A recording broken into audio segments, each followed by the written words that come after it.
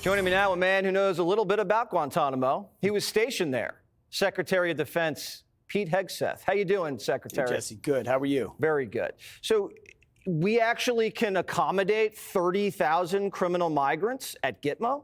Absolutely, we can, and we can plus that up very rapidly. As you mentioned, I served there. I know exactly the places where this would happen.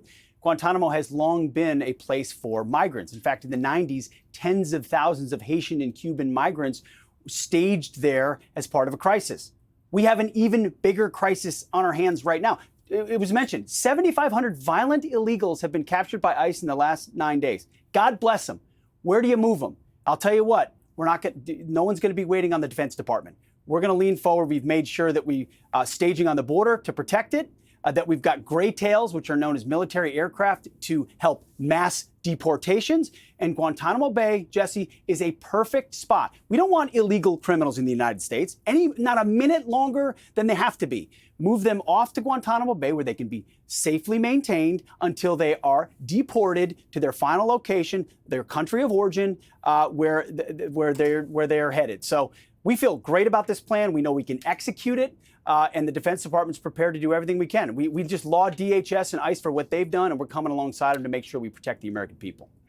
Is the Defense Department ready for Panama? Because it seems like Panama is not really playing ball. Do you have a message for the Panamanians? We'll see. The president has been clear about the fact that there's a neutrality treaty as it pertains to the Panama Canal.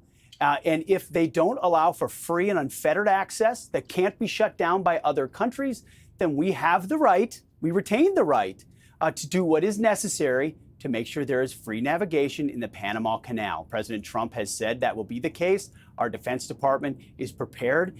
So I don't want to get ahead of what we may or may not do. Strategic uncertainty is an important thing, but we will have freedom of navigation in the Panama Canal, whether that involves the Defense Department or not. Let's move north then to Greenland. We're hearing rumors that Denmark's now spending $2 billion on additional defense, and France is considering sending troops. Are our allies really going to do that? I don't think so, Jesse. The president recognizes how strategically significant Greenland is, even if other people didn't for a very long time. So now those countries who were supposed to be charged with protecting it, making sure Chinese interests aren't there, are suddenly flocking of interest because President Trump, as he has across the globe, has reshaped the game. So we'll end up seeing what happens there. We understand how critical it is to the Arctic, how much the Chinese would love access to the minerals. So stand by. We're watching it. We'll see what happens.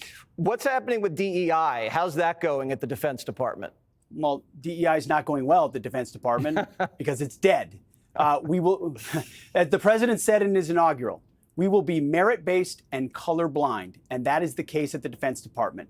DEI is going to be ripped out root and branch because we want everyone treated equally, with high standards and held accountable with warfighting, lethality, and readiness front and center. We don't have time for emphasizing differences. Jesse, one of the dumbest phrases in military history is our diversity is our strength. Our diversity is not our strength. Our unity and our shared purpose is our strength. And the Pentagon is excited to get back to that core mission. It's happening rapidly. The services are responding, and those that don't want to respond can work somewhere else. So diversity, equity, inclusion will not be a part of the Defense Department, not a minute longer. I expect you to find some undercover DEI operators. I'm sure you've probably uncovered a few already. I know you're getting sued by transgenders. Have you taken a look at that lawsuit? Oh, we got the executive order, just like we did with the COVID reinstatement executive order, just like we got with the DEI executive order.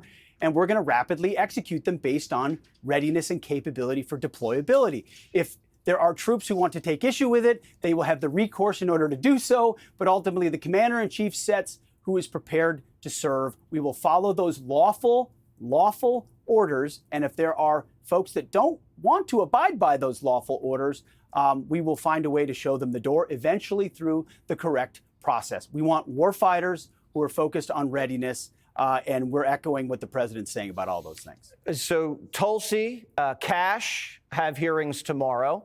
If confirmed, you'll be working with them, I'm sure. Any advice? Your hearing went quite well. Keep your cool. Don't take the bait.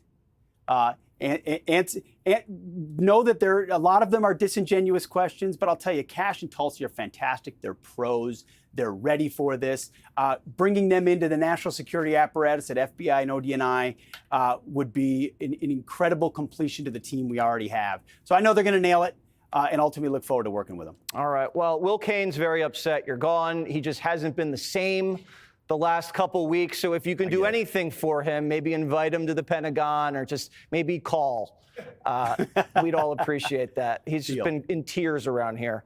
Mr. Secretary, it's an honor and a pleasure to have you on Jesse Watters Primetime, and good luck.